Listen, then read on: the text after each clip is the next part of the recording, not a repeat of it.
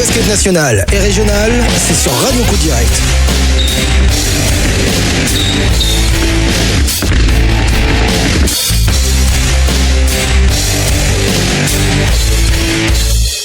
Allez, c'est le retour du basket et notamment la National 3 féminine sur Radio Cool Direct avec la poule C, cette poule qu'on suit déjà depuis quelques temps. Et puis au téléphone, c'est notre ami Ludo qui est le coach des filles des Ozes. Salut Ludo. Salut Marco. En bonne compagnie, hein, parce que tu as un des tout premiers supporters du basket Elisa avec toi, c'est ça, hein? Exactement. Et bon anniversaire. Et bon anniversaire, puisqu'il paraît qu'aujourd'hui c'est ton anniversaire. C'est gentil. Donc c'est exact, merci beaucoup. Voilà. Alors on va voir un petit peu rappelez juste que la saison dernière, vous êtes sauvé à la dernière journée, c'est ça, pour repartir cette année en National 3 féminine. Est-ce qu'il y a eu beaucoup de changements cette année? Il y a eu des arrêts, je crois. Est-ce qu'il y a eu des arrivées? Alors, il y a eu des arrêts, oui. On avait une joueuse qui était partie habiter en Martinique, là, notre poste 3 titulaire, qui n'avait pas joué les 5 derniers matchs et qui donc là n'est plus avec nous. Et on a notre pivot, qui avait quelques années, je vais taire l'âge, mais comme ça elle sera contente, qui a arrêté. Voilà, donc déjà 2 arrêts avec des gens qui sont pas forcément remplacés, en tout cas pas par du recrutement, mais plutôt par des montées internes, hein, avec joueuse pivot de l'équipe 2 qui monte avec nous une équipe de la National 3 et une jeune qui était partie pour ses études sur l'île de la Réunion, un STAPS qui revient pour jouer aussi avec nous. Voilà, donc en fait, il n'y a aucune arrivée de l'extérieur, c'est ça, hein? Exactement, ouais. Aucune arrivée de l'extérieur. À part des retours, quoi. À part des retours. Oui, mais comme souvent le bec recrute seulement ses propres joueuses, oui. Voilà, on recrute les nôtres et on continue la formation puisqu'on rajeunit quand même l'équipe avec tout ce que ça comporte de l'envie, de l'énergie et un peu d'inexpérience et besoin d'apprendre sur le terrain avec ce niveau de National 3 qui est un bon niveau exigeant amateur. Ouais, et puis on rappelle, l'équipe de féminine l'année dernière avait joué la finale, une finale de Coupe du Gers, c'est ça, hein? Oui, c'est ça. Alors comment s'est fait la préparation? Là, vous avez repris il y a un petit moment avec ces chaleurs, cette canicule. Vous êtes adapté? Comment vous avez fait? Vous êtes entraîné la nuit? Non, peut-être pas, non. Alors non, pas quand même.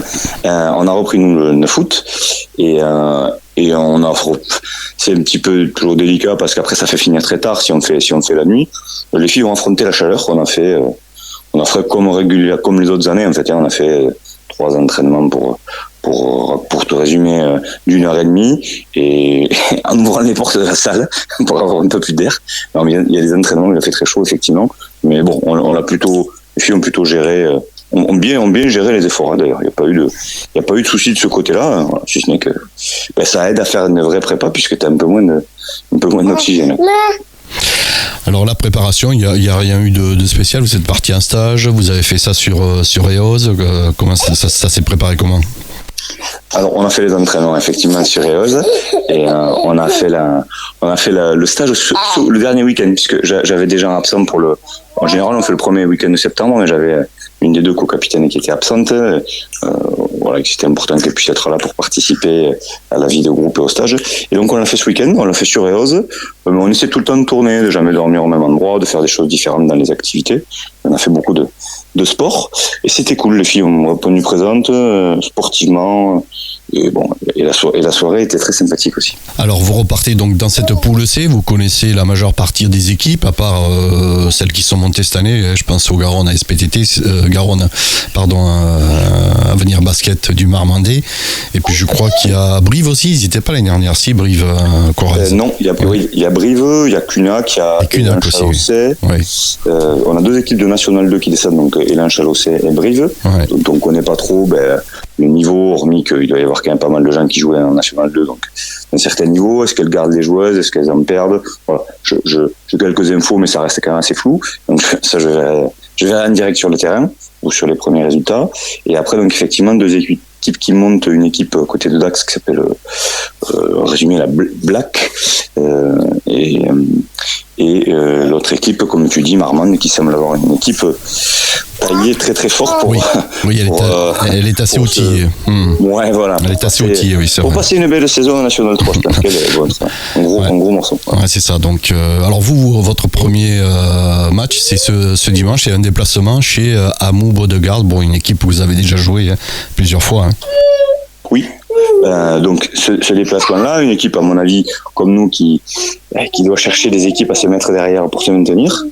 Déjà dès la première journée, voilà, une équipe qui joue bien au basket, qui a perdu quelques joueuses, mais qui a priori s'est renforcée. Là encore, je verrai bien. On avait eu la chance de les jouer l'an dernier au premier match. Quand elles n'étaient pas prêtes, hein, clairement. Et sur un match retour où nous on avait un effectif un peu. Enfin, pas comme peu, très ledge. Voilà, bon, à voir sur le prochain match comment ça se passe, mais bon, je pense que c'est une équipe qui est vraisemblablement de notre niveau. Du coup, je t'ai pas demandé, vous avez fait des matchs amicaux ou pas ? Oui, on en a fait 2. On a fait contre Avenir Basket Chalos qui était dans notre poule et qui monte en National 2, qui nous a mis le tarif prévu et qui nous a fait un très bel entraînement, parce que c'est ça le meilleur entraînement possible. On a galéré et c'était très bien pour nous.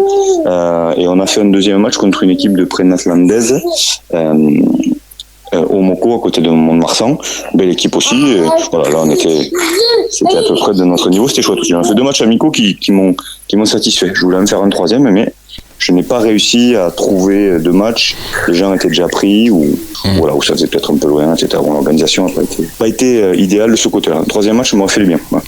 Alors, je te demande pas quels sont les objectifs. C'est le maintien. Peut-être essayer de l'avoir un peu plus tôt que la saison passée. Alors, on va commencer par l'objectif numéro 1 qui est déjà de passer une belle saison.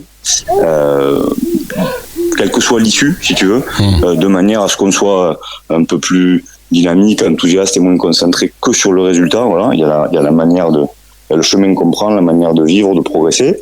On est une équipe rajeunie, donc je sais qu'il y aura des moments difficiles, mais il faut qu'on arrive à les vivre bien. Ça, c'est le premier objectif. Avancer, être heureux de venir s'y filer, voilà.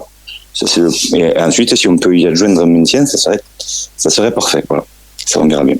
Parce que je sais que ça sera difficile quand même.